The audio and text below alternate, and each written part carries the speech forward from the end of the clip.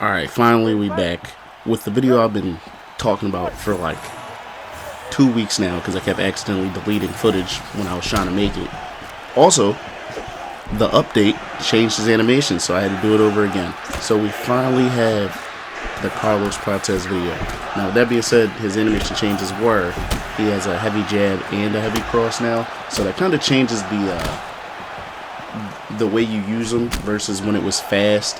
When you're fast 1-2s with power, it's cool. When it's heavy, they cost a little bit more stamina, and they like I said, they cost more stamina, but they do more damage. But at the same time, also after that update, the thing that made Prates even more fun, because I like to intercept with knees.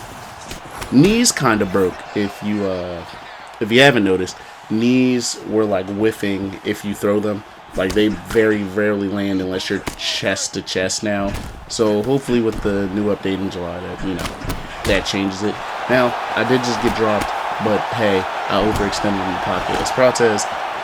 Listen, you're Prates. That 98 power with the heavy jab and cross, you're gonna be fine. So right now, look, what am I looking for?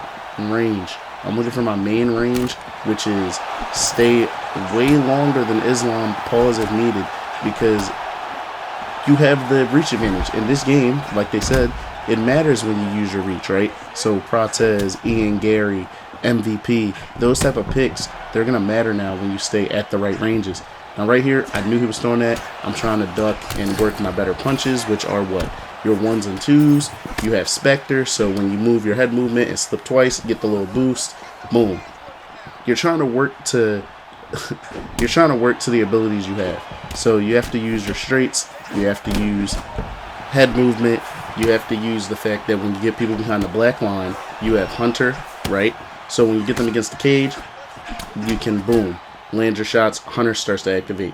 Then you also have Tiger, so boom, you want to land hooks and stuff to the body.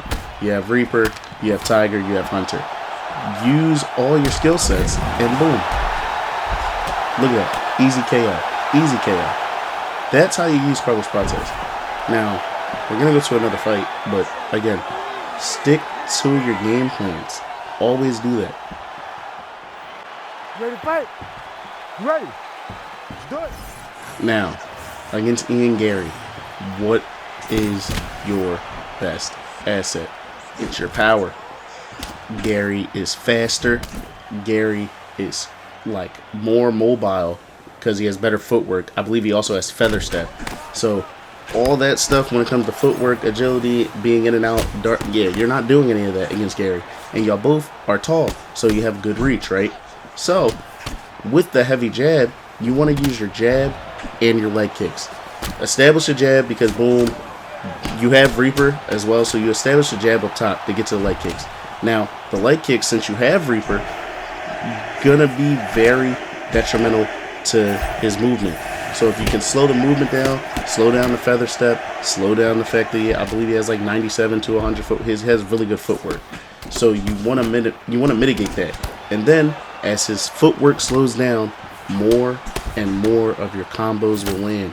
And look, so he's pulling, right? The way I'm timing these leg kicks, he's looking to slip up top because I am offering the jab, the hooks, and all that up top. And then he's not going down low. And when he pulls, boom, you can get to the body like that.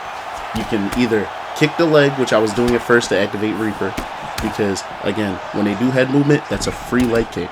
That's a free calf kick, a free leg kick, however you want to view it. When they pull, duck, sway to the side, and they're doing head movement, even if they're blocking, they can't block the leg. So you got to sneak those in.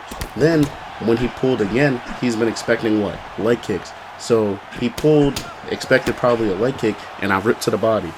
That's a good way to get body work in. Now, look at the stamina advantage. We have a stamina advantage. We've been landing Reaper kicks to the body. That's what I was talking about where knees don't land. That is a heavy knee.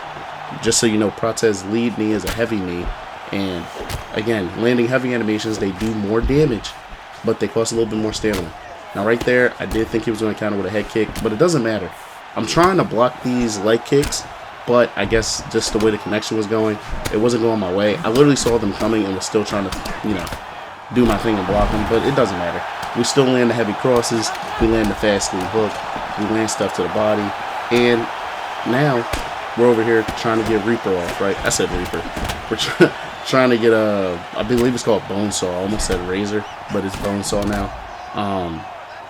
When you're against the cage, you got Hunter activated. Another sneaky way to get Hunter is I like to push them against the cage, and when you have them, you take the back, and you can work the leg kicks or the knees to the leg, right?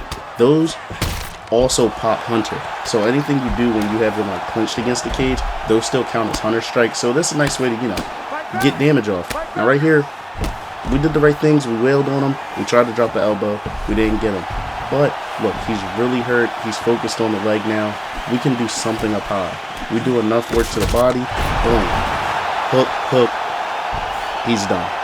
You got 98 power. You have Tiger.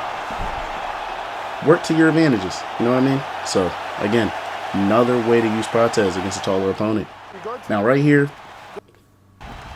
we have Max. I accidentally pressed start. But we have Max, right? We know Max shouldn't be in this division. Max, Connor, all that. You have to prove that you are the welterweight. So now you use your size advantage. Max has shorter arms. Max does not have the power advantage. And you have Reaper, so you can land your leg kicks. You can land your 1-2s, your leg kicks, and you can land your body kicks. All at better ranges where he can't hit you, right? So when you do that, easily makes the fight more accessible. Now, he tried to kick back with me, but his kicks, you can still punch, and your heavy jab is going to land first.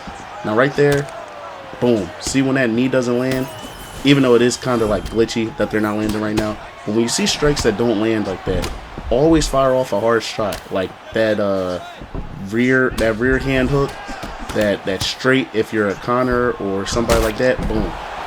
You always do stuff like that. Now, right here, he tried to throw a big kick. What do we always say on this channel? I know a lot of people are new. We've got like 100 subs in the month. We've doubled.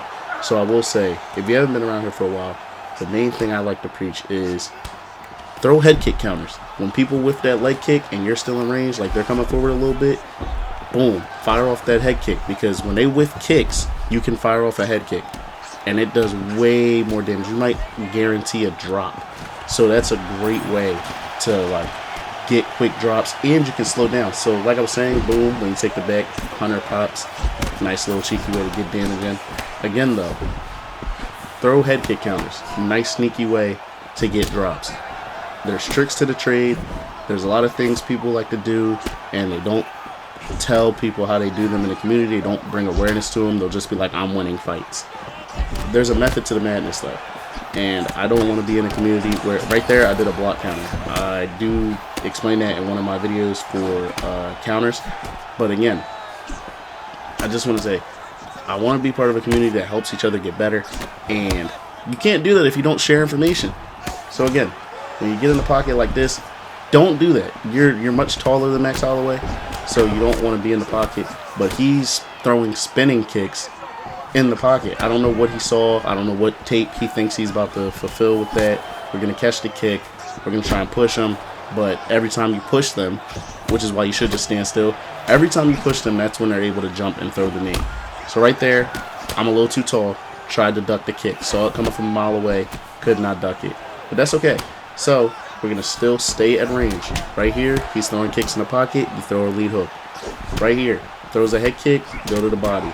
He's being completely offense heavy, so we're just going to tap to the body. We eat what? Cartwheel kick?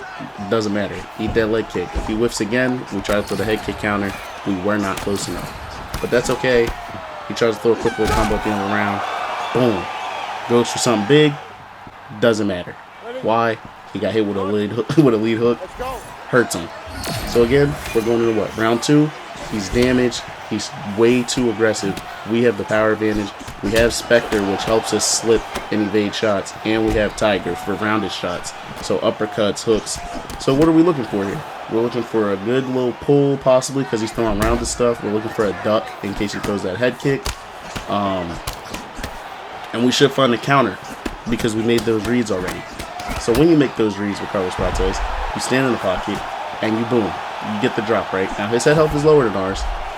And we know that. So we work a little body shot because if you don't work the body or the leg, they have no reason to block low. So you do that so you can set up your higher shots. Now right there, I was out of range. That's a bad shot.